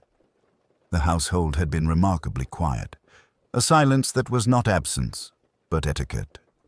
Celia and Mr. Harrington had gone walking in the lower garden. Conrad Latimer had taken his leave to an upstairs room with the tact of a man who believed himself misunderstood. Dacre attended somewhere off-stage, ready to appear if summoned. Mrs. Whitmore, tidier than any conscience, had withdrawn to the still room. They could all be produced with a bell. "The lemon," Alain began mildly, "was wrong." Lady Pembroke said nothing and folded her hands very neatly. Mr. Hemlock cuts them to a thread, removes the pips, and places them on the small oval salver. It has a shallow channel round the rim for the juice and an etched laurel spray that the Maestro particularly liked. It was not used this morning. Instead, the slice was thick, the seeds unremoved, and the lemon knife from the breakfast room had been used, carelessly wiped, with a seed adhering. "You have been thorough," she observed. "One forgets how very exact a good policeman may be." "It is my failing," said Alain. "The still room interests me too. Mrs. Whitmore confesses to preparing cherry laurel water last week for an almond blancmange that, mercifully, never materialized. She kept it in the dark cupboard behind the preserved ginger. She believes she mislaid a thimbleful. She is scrupulous and blames herself, which is unjust." At this, a faint color rose and receded in Lady Pembroke's cheeks, as if a thought had sunk and disappeared. "Cherry laurel water is a household item," she said, "or was, when households were better run. Indeed, a drop perfumes a dessert and, in other circumstances, does not perfume anything at all. One smells it sometimes. One does not rely on it. Sir Alistair took his tea without sugar. Lemon, always. Lemon and that exacting instruction. He would not, I think, have accepted an early cup from a servant who broke that law. From his family, perhaps." She looked past him to the window. "He liked to be obeyed. It was how he understood love." Alain did not answer. He let the long, polished face of the piano reflect the window in its black. Presently he said, "He expected C at 7:30. The entry stands in his book. Everyone thought of Mr. Latimer. I should not flatter him. It was for Miss Celia. He meant to alter her program and her life. He wrote to the conductor at Covent Garden accordingly. We have the draft." Lady Pembroke's clasped hands tightened, then eased. "He loved her," she said. "In his way." "Yes," said Alain. "In his way. There was also Mr. Harrington, whose finances are not—" He paused delicately. "Buoyant. Sir Alistair did not approve. He proposed to remove temptation by cutting off the allowance. One can read charity into it if one is generous." "And you are generous." Her voice made almost a joke of it. "I should like to be." He looked at the metronome and then, as if settling a detail, returned his gaze to her. "I do not think Miss Celia brought the tea. She's an artist in embryo, and these severe tasks, early rising for a sick-room tray, knives, seeds, are not in her way. Nor Mr. Harrington. A man attempting discretion is seldom so clumsy with a lemon. Besides, the cup was placed just so on the right of the score in the line of his hand. One who has arranged that hand for 30 years would not make that particular mistake. It took your eye, Lady Pembroke, to set the scene that he would not trouble to correct." She drew her breath very softly, as if a tight bodice had been loosed, and the faintest smile, unamused and without mockery, touched her mouth. "I thought," she said, "that you might know." "It was very little," Alain said. "A linen cloth in the scullery with that faint scent which is not scent. The missing thimble from the still-room bottle. The breakfast-room knife, a house that prides itself on never getting such things even a little wrong, made wrong for once and done by someone who understood the value of doing them wrong." She nodded. He would have preferred it that way. If there must be error, it should be intentional. "Did he know?" Alain asked. "He thought I had come, at last, to be kind. I suppose that is knowledge of a sort." Her eyes moved to the chair where Sir Alistair had sat. "He drank. There was very little time. I spoke of the fog across the park. It seemed a good topic. When it was done, I closed his book. He would have wanted that." Alain said nothing. The silence, like a hand laid without pressure, covered the room. "You will have to do something, I suppose," Lady Pembroke said after a time. "Men always do." It is my occupation, Alain agreed. There will be forms, and a magistrate, perhaps your solicitor. I shall ask you to say, under caution, what you have said to me. If you prefer, he glanced at the bell. No, she said. Not yet. Her gaze was very steady. I shall speak to Celia first. She must not be made to think she had any hand in this. She did not, Alain said, and it had the weight of a benediction. Lady Pembroke rose, and for a moment her hand drifted to the metronome, as if to set it ticking again. She did not. When it starts, she said, it will be very loud. Only at first, Alain answered. Then one grows used to it. There was no outcry, no dramatic collapse. After Latimer's words subsided, the room accepted them as it might accept an ill-chosen ornament, displeasure contained, the effect absorbed. Alain rose, not to declare victory, but to allow civility to resume. He touched the bell once. Dacre appeared with quiet promptness, and behind him stood a plainclothes officer whom Alain had brought for precisely this eventuality. "Mr. Latimer," Alain said, and his tone was almost conversational. "You will accompany Sergeant Masters to town. There will be a formal statement and, in due course, an inquest. For the present, we should like you to come quietly, and by the garden entrance." Latimer inclined his head as if the request had been part of the score all along. "May I collect my music?" The question held a vestige of professional pride that death had not entirely stripped away. "Of course," Alain replied. "Dacre will accompany you." They left as if returning from an afternoon call. No one attempted to offer comfort, and it would have been out of place if they had. Lady Pembroke remained seated, her hands folded with ceremonial composure upon her lap. A long habit of managing disasters with grace steadied her. It gave her, Alain thought, a dignity that was almost beautiful. "What must be said to the world?" she asked, addressing the question to the air but permitting Alain to catch it. "It will not bear the vulgarity of headlines." "An announcement of a sudden failure, pending the coroner," Alain said. "The truth will follow in its proper form. I can promise you that nothing will be done here that invites sensation." "Thank you," she said. It was not gratitude, it was acknowledgement of a service correctly rendered. Celia had not moved from her chair. Julian stood behind her with that particular watchfulness of a man accustomed to protecting people from drafts and words alike. She lifted her grandmother's locket from the side table and turned it once with delicate precision, then placed it in her mother's hand. "Keep it, Mama," she said. "It is not for my music case." Lady Pembroke closed her fingers over it. "No." Celia looked up at Alain. Did I in any way?" "No," he answered. "You were used. That is different." She breathed out, a small sound, and then, "May I have the cadenza back, Inspector? I should like to rub away the Latin. I will not have truth imposed upon me like a school correction. If it is to be there, it will be mine." "Quite right," Alain said, and he meant it. Dr. Bannister, summoned from the morning room, presented the kind of professional contrition that takes the form of exactitude.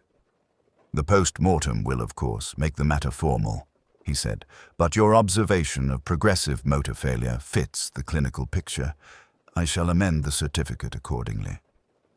"Thank you, Doctor," Alain said. "Your assistance has been invaluable." In the hall, Hemlock stood as if waiting for a cue he might have missed. His eyes did not lift above Alain's tie-pin. "Sir," he murmured, "I would never—" "I know." Alain's voice softened. "You were faithful to a ritual, Mr. Hemlock. It was the flaw in that ritual that told me where to look."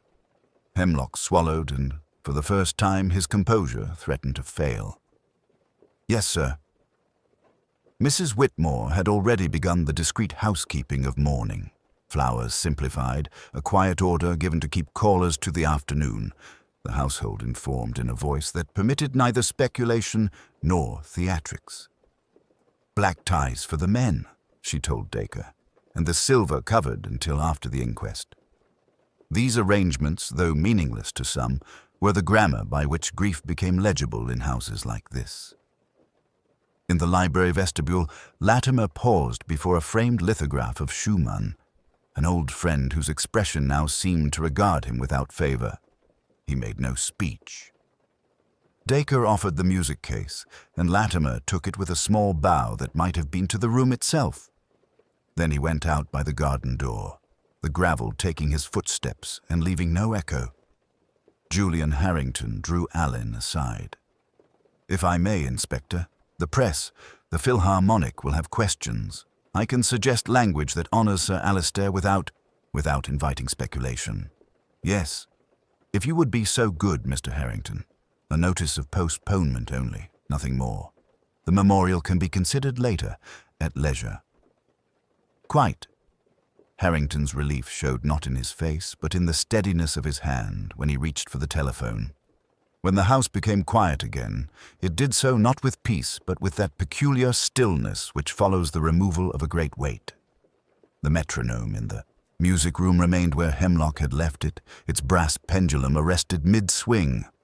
Elaine stood in the doorway and attended to the ordinary details, the pencil sharpened to an uncompromising point, the score open at a passage that would not be completed, the faint ellipse on the desk where a cup had been lifted away. Dacre appeared. "Inspector, shall I see that your car is brought round?" "In a moment," Elaine said. "There are 1 or 2 letters I should like noted for the coroner, and Mrs. Whitmore will keep the tray." He closed the appointment book gently, as one might close the lips of a sleeping child. Behind him, the house resumed its breathing. Doors opened and closed without sound. Footsteps traced routes they had always traced. He thought of the concert program with its careful typography, the conductor's name now a date, and of the curious mercy that daily routine affords the living. "Very good, sir," Dacre said, and withdrew. Elaine remained a moment longer in the hush that belonged to music and its absence, then turned away. The last act would be brief and without audience. The curtain, when it fell, would make no sound at all. Evening drew its soft net over Pembroke House with the unarguable steadiness of habit resuming itself after interruption. The callers had been turned away with faultless courtesy. The telephones were quiet at last. In the regions below stairs, Mrs. Whitmore apportioned work with a tact that made it feel like a comfort rather than an order. Hemlock, in the pantry, drew a lemon toward him and set to it with the knife. He produced his famous slices, thin as paper, near translucent. After a moment, he placed them carefully into a saucer, regarded them with a sort of puzzled reverence, and then, with a small shake of the head that no one saw, wrapped the saucer in muslin and set it aside for a tray that would not be called for. Elaine walked once more through the music room, where afternoon had left an afterglow and evening had not yet dared to assert its claim. He touched nothing now. The grand piano was closed. The pen on the desk was capped and put away. The appointment diary lay under the letter opener, whose blade caught the last faint light. There is a kind of civility in seeing a room left as its owner would have wished it, he thought. Not a tidiness that denies what happened, but an order that acknowledges it. The metronome sat silent. He did not set it going. Lady Pembroke found him there and paused, as if awaiting permission to cross a threshold she had always respected. "It was a clean arrest," she said, not looking at him. "That is all I could ask of it." "Clean," he agreed. "No impression to be had that tragedy must be vulgar." She gave him a glance, almost grateful. "The Philharmonic will make an announcement. There will be a memorial performance later, very private, when proper. I find I can think of these details, Inspector. It alarms me that I can think of them." "It is how people like you do your courtesies to the living," Elaine said, "and to the dead." When she had gone, he stepped out into the corridor and nearly collided with Julian Harrington, who had the drained composure of a man who has said the right things for too many hours in a row. Harrington made a small, helpless gesture toward the morning room. "She's with her music," he said. She asked that you come if you liked. I think she wishes to, what is the term, clear the air. Celia stood by the small piano, her hair pulled back with schoolgirl neatness that made her look younger than she was. On the stand lay the cadenza, the offending Latin removed in a neat rectangle of razorwork, replaced by a clean bar of manuscript paper lightly fastened with gum. She tapped a pencil against the margin with the quick economy of a professional. "I'm told this is how it's done," she said without greeting. "One takes out what does not belong and writes one's own line. After all the rehearsals, the performance is very short." He waited. "I was afraid I would hate him," she said. "I find I merely dislike the parts of him that were unkind. It's not noble, but it's better than hatred. As for Mr. Latimer, he thought fear was a gift. It wasn't." She looked down. "If truth is to be written here, it must be mine." "When you are ready," Elaine said. She played a handful of notes, no more, a phrase that did not announce itself but settled like breath in an empty room. It was a simple line, unadorned, and she finished it with an ending that was not final so much as sufficient. In the pause that followed, the house's quiet returned, but it had altered timbre, like a familiar instrument restrung. At the front steps, Dacre waited with Elaine's coat. "You will be sending for Mr. Hemlock's statement, sir." "Yes, and I should like the tray he prepared yesterday morning to be left as it is, for today only. Tomorrow you and Mrs. Whitmore may bring the house back to its ordinary rhythm." Dacre inclined his head. "Very good, sir. The ordinary rhythm." He hesitated. "It's a curious thing. When Sir Alister kept time, one felt protected from muddle. And yet—" He stopped himself. "Forgive me. It's not a muddle to prefer an imperfect time that belongs to oneself," Elaine said. Outside, the air had the cool, faintly mineral taste of late autumn. Somewhere, a gardener shut a gate. Masters stood by the car, discreet as a shadow, and touched the brim of his hat. "Will it make a splash, sir?" he asked when they had started, and the drive's gravel rolled back from the tires with punctilious politeness. "As much splash as careful people can prevent," Elaine said. "Enough to satisfy necessity, not enough to satisfy appetite." They drove in silence for a time. Lamp standards lifted and receded, giving the road a secular liturgy. Hallin's thoughts returned, as they once always would, to the small, obstinate details. A lemon sliced improperly in a house that did not tolerate carelessness. A diary's single impatient line. A locket traveling from a locked box to a music case by a pair of hands that mistook mischief for art. Not clues now, but fragments of character, arranged at last into a theme. He did not imagine that anyone would be improved by what had happened. Improvement is the province of stories told to children. But there is a moderation that sometimes derives from calamity, a slowing of pace, a willingness to hear a bar less perfect for being honestly played. He thought of the metronome resting in its place, of Hemlock folding away the needless lemon, of Celia's unremarkable, honest phrase. The city gathered them in. Somewhere, rehearsals were ending. Somewhere else, a performance was beginning. Elaine closed his eyes for a moment and let the car's motion impose its plain, human meter. When he opened them, the lights had arranged themselves into a modest constellation that would not be read for portent. It was enough.